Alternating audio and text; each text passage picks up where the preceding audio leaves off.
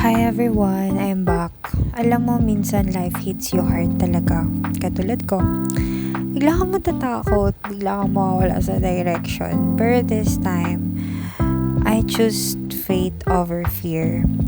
Hindi ko nakikita lahat ng next steps, pero alam kong may Lord na nagagabay sa bawat takbang ko.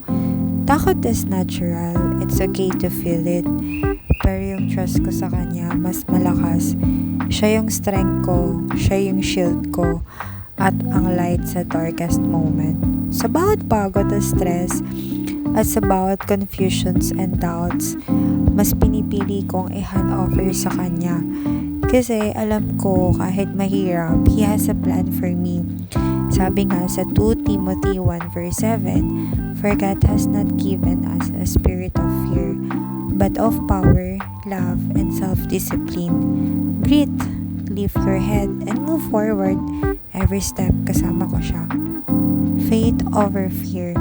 And sa bawat journey, kahit madami pang challenges, kahit minsan pakiramdam mo nag-iisa ka, remember ang Lord ang ultimate guide mo. Hindi ka nag-iisa. Kaya ngayon, smile lang, laban lang, and mag-continue ka lang sa lakad mo. Because with faith, everything is possible.